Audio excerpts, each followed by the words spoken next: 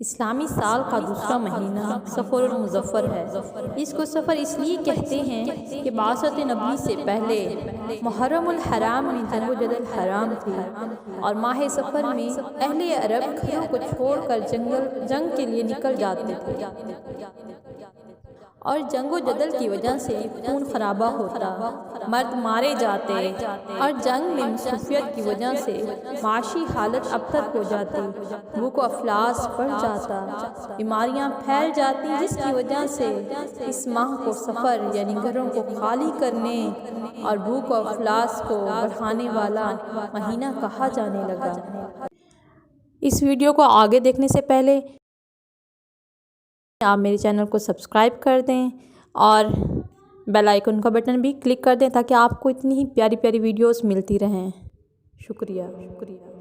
یہی وجہ ہے کہ زمانہ جاہلیت سفر کو منحوس خیال کرتے تھے، اور صدیاں بیت جانے کے بعد لوگ ماہ سفر کو منحوس خیال کرتے رہے، جبکہ اسلام کی روشنی سے پورا عالم پوری طرح منور ہو گیا ہے، اور لوگ آج بھی اس مہینے کو منحوس سمجھتے ہیں۔ اس لیے شادی کرنے، سفر کرنے، نئے مکان بنانے، ان میں شفٹ ہونے اور نیا کاروبار کرنے کو اس ماہ میں منحوس سمجھتے ہیں۔ اس ماہ مبارک میں کوئی کسی قسم کی نحوست نازل ہونا ثابت نہیں ہے۔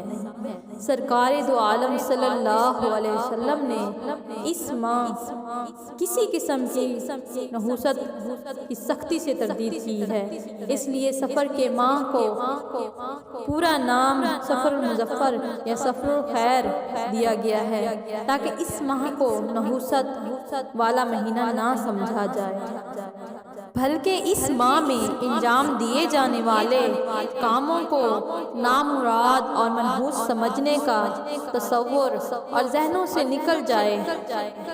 اسلام میں کسی انسان یا کسی چیز کا نام سے نیک فعل لینا تو درست ہے، لیکن کسی قسم کی نحوست اور بدفعلی لینا قرآن و سنت کے خلاف ہے، کیونکہ کسی بھی قوم میں نحوست کی وجہ ان کے اپنے برے اعمال ہوتے ہیں۔ حضرت صالح علیہ السلام کی قوم عاد پر اللہ نے قحط کا عذاب نازل فرمایا، تو انہوں نے حضرت صالح کو منحوس قرار دیتے ہوئے کہا، اے صالح، کہ جب سے تم آئے ہو ہم پر عذاب مسلط ہونے لگے ہیں، یہ سب تمہاری نحوست ہے۔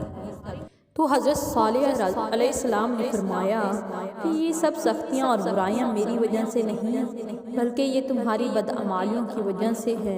قرآن کریم میں حضرت سیدنا صالح علیہ السلام کی قوم پر عذاب کو ان الفاظ میں بیان کیا گیا کہ قوم عاد ایسی تند و تیز ہوا سے ہلاک کر دی گئی جسے اللہ نے ان پر 7 راتیں اور 8 دن مسلط کیے رکھا۔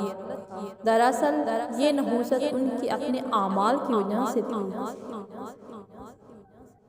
اس لیے اللہ کے محبوب نبی کریم صلی اللہ علیہ وسلم کسی چیز سے نیک شگونی تو لیتے تھے، اور بدشگونی کو شرک جیسا بڑا گناہ قرار دیتے۔ اللہ پاک کے نزدیک کوئی بھی دن منحوس نہیں اور نہ ہی کوئی مہینہ۔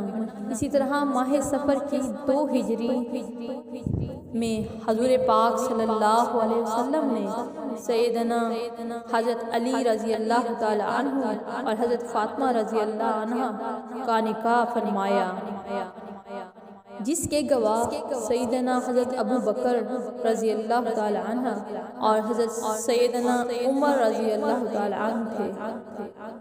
یہ نکاح جو اسی ماہ میں ہوا، شادی کرنا سنت رسول بھی ہے۔ اس بات سے ثابت ہوا کہ اللہ پاک نے سفر کے مہینے کو منحوس نہیں بنایا، نہ ہی اس میں شادی کرنا منع ہے اور نہ ہی سفر کرنا۔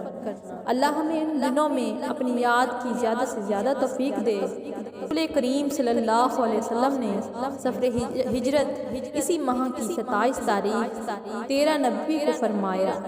آپ کا یہ سفر غلبہ اسلام اور اسلامی ریاست کے قیام کا حرف آغاز ثابت ہوا، جس سے یہ بات ثابت ہوئی کہ اگر ماہ سفر میں سفر کرنا منحوس ہوتا یا کسی نقصان کا باعث ہوتا تو اللہ کے رسول کبھی بھی یہ سفر نہ فرماتے، بلکہ یہ سفر تو آپ صلی اللہ علیہ وسلم نے اللہ تعالیٰ کے حکم سے فرمایا۔